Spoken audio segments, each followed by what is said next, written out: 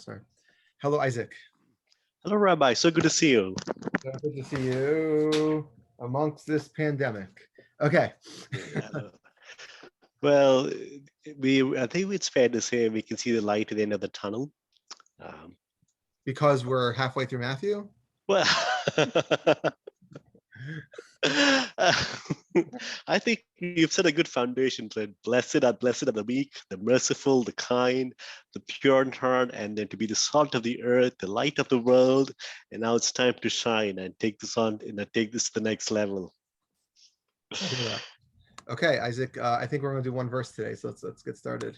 Yeah, this is starting half of the 5th chapter. Okay, anyway, the Gospel according to Matthew, chapter 5, verse 21. You have heard that it was said to those of old, you shall not murder, and whoever murders shall be liable to judgment. But I say to you that everyone who is angry with his brother will be liable to judgment. Whoever insults his brother will be liable to the council, and whoever says you fool will be liable to the hell of fire. We got some layers here, lots of information. So does anything strike you again? I guess like you're always concerned when Jesus sounds like a tough guy, which I don't find it very concerning, but I feel like the tough Jesus comes out again here, right? So I don't see a tough Jesus over here, right? So I think it pales in comparison to the salt and the light. Like the salt was very harsh. Like if you've lost your saltiness, it's good for nothing but to be thrown away. That to me is like saying that there is no hope, or there is no redemption if someone is not part of Team Jesus.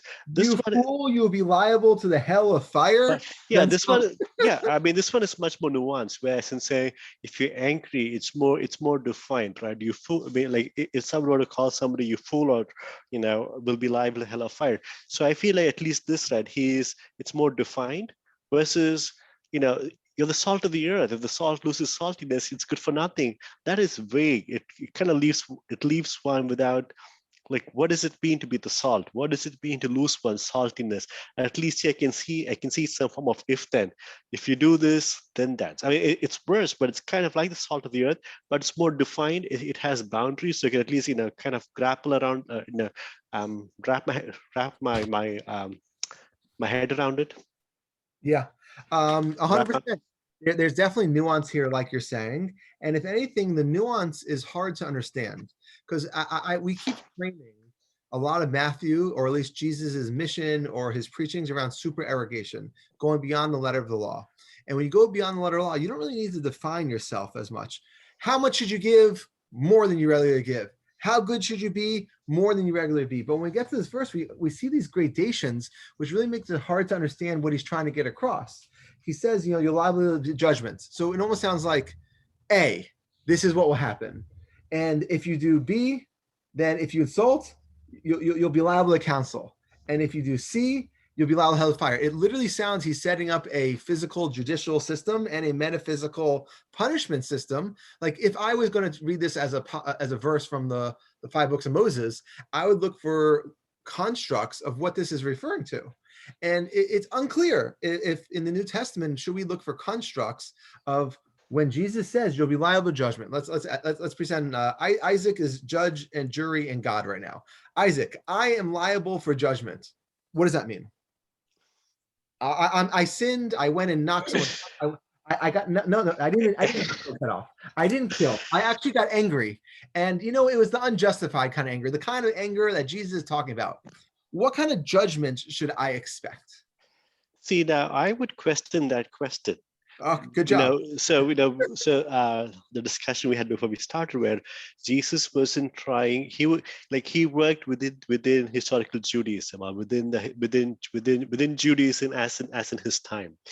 And so I think when we ask this question, we have to frame that in the context of what does this mean within Judaism. From what we discussed so far, Jesus, again, he observed Shabbat. he kept kosher, was circumcised. He did not make any attempt to reach out to the non-Jewish population. Most of his time was spent with the Jewish faith. So this question has a context. It's not as a speaking to a guy in the middle of nowhere, hey, what do you think of this? So I think, so to your question, I'll ask you, like, does this question have relevance to Judaism? And then maybe we can start from there. I don't know. Like, you can't ask if it has relevance to Judaism when he's setting up a judicial system that we don't punish for. If someone gets angry, there's no punishment for anger. Maybe in the next world. If anything, the fact is, anger is also a weird kind of sin. Imagine if said, not only if you kill someone, you'll be punished with a horrible punishment, but even if you hurt someone. But he doesn't say that. He actually takes something that are on two different streams. Murder is on how you hurt someone else. Anger is how you hurt yourself. So it's a very different kind of world where. So that's true, right? That's true, right? That's well said. By anger, one hurts themselves. The life is a gift. Thank you. Life is a gift, right? I mean, the fact that you and I are alive, like we didn't. I mean, isn't that part of Judaism, where Christianity, Judaism, where it speaks of, it's a gift we hold in our hands, and so, and part of this is how does one handle the gift given to each person? Right, and Rabbi Sachs probably comes at this in much beautiful ways. And then by being angry am I hurting myself? As in, right. I mean, we all agree anger bad, and we have unlimited verses that point to this. Just was it Ecclesiastes? Oh, our favorite book, yeah. Where's that verse? Ecclesiastes 7:9. Ecclesiastes 7:9 says, like, very, very super clearly. Sorry, I lost the place. It says, "Be not hasty in your spirit to be angry, for anger rests in the bosom of fools." So we literally have almost two phrases from our we'll talk more about fools in a couple moments, but no one needed Jesus to tell us that anger is bad. We know that. So what I think is being added that is interesting here is that he's adding what the kind of punishment that you're going to get. Because if you murder someone, and you have witnesses and you're warned and all the good stuff, and you go through a normal court process, you're executed. But he's comparing murder to anger. So the question is, if you get angry, do you get executed? Is that? He goes, you'll be liable to judgment. So did we think that one is not liable to judgment before Jesus said this? That's my question. I'm saying, like, I'm not questioning the anger. Anger, great point. Anger, bad. But why? What is the judgment? So here are the options. What could judgment mean? Let's put options on the table. One, Jesus is setting up a new kind, like a very non-metaphoric, non-allegorical, non-figurative system. He goes, you know how we used to judge people in the old world just for killing? We're going to be so sensitive to everyone's needs that the court, either metaphorically or allegorically or literally, will be the equivalent of evaluating for those things. You thought it doesn't matter when you get angry because it's between you and yourself, being Adam la Adam, it's focused on you. I'm telling you, the kingdom of heaven has a focus that if you can imagine a court adjudicating this, we would even take that on as a case. Your anger, I'm gonna arrest you and fine you for that. Okay, let's qualify that. It says it's angry with your brother.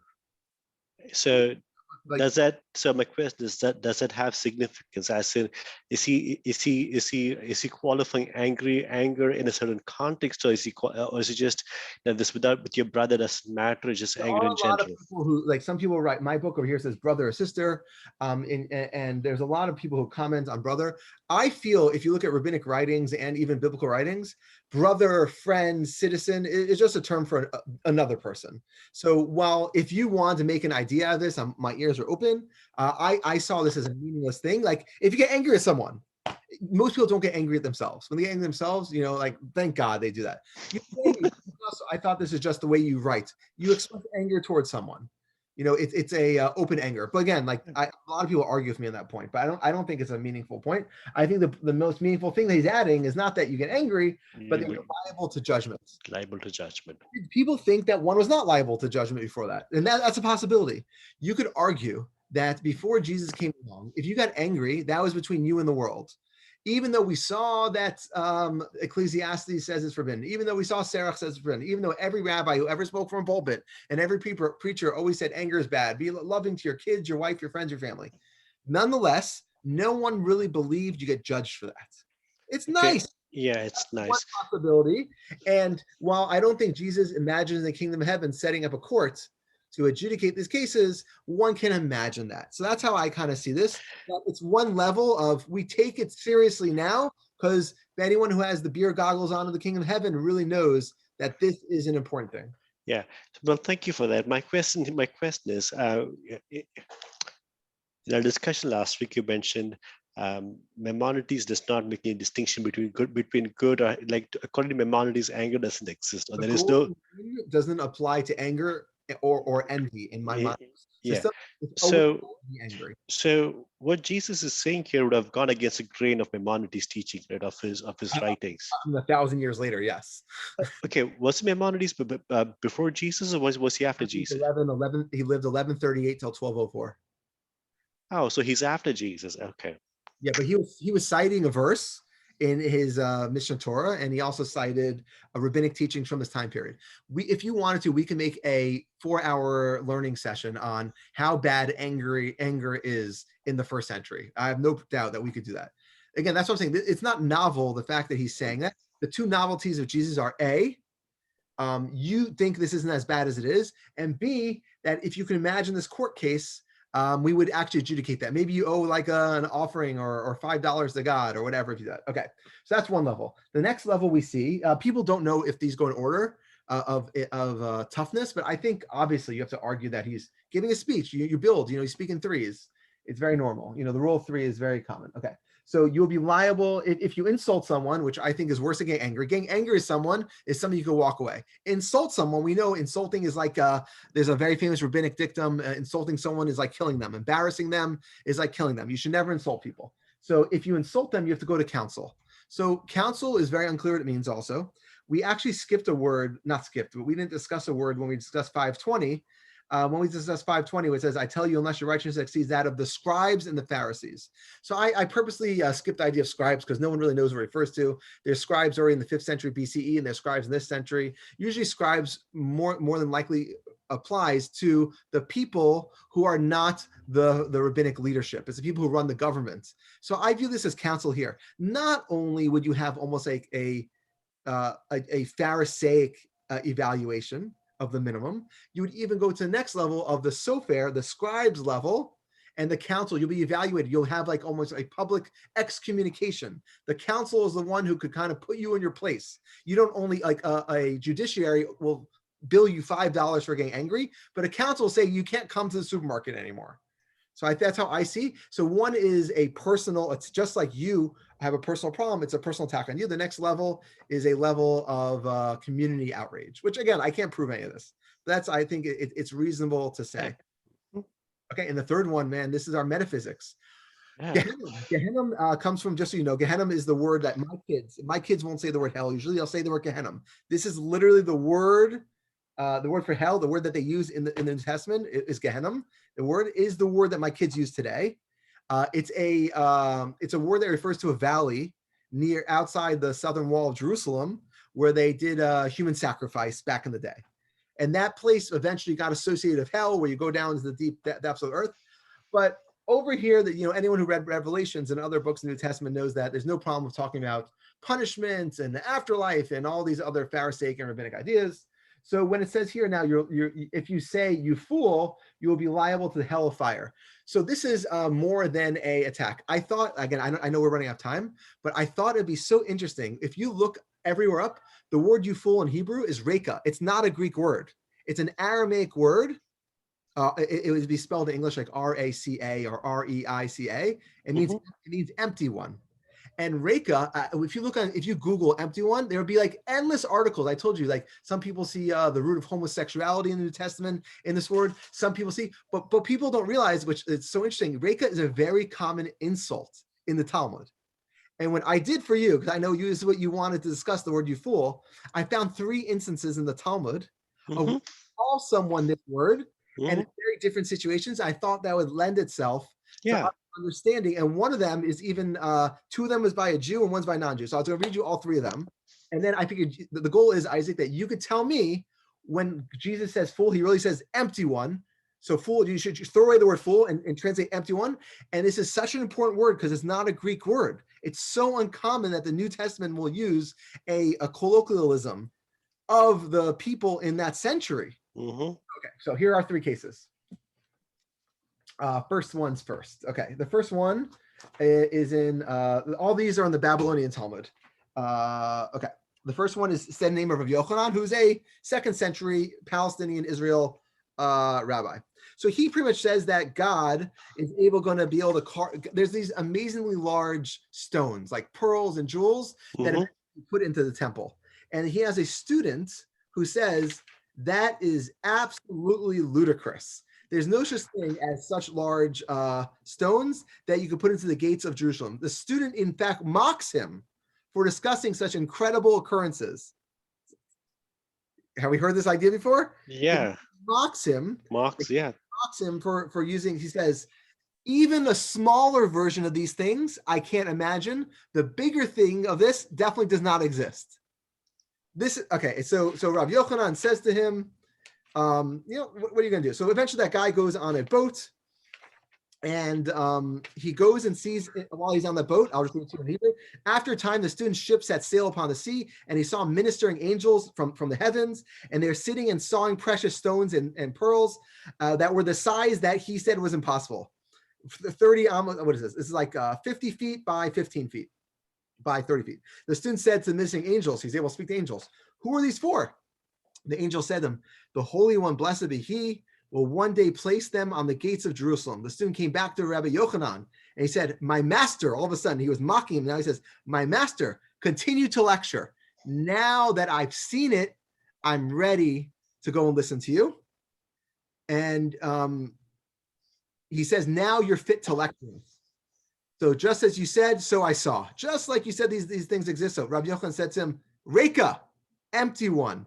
Had you not seen it for yourself, you would not have believed it. You are the one who mocks the words of sages. I thought this, like, literally, you can't imagine a better story to parallel Jesus, right?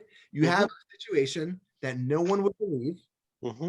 Only once he saw it with his eyes, and the response to that person is the person who doesn't believe something unless they see it with their own eyes is a Raka. Raka. Okay, good. I thought you would love that story. Thank you, Rabbi. On that note, can we just take a 30-second break, and I'll be back. Hold on, I have a person ringing the bell. I'll be back in, or maybe you can stop and then we can start the recording again. Okay.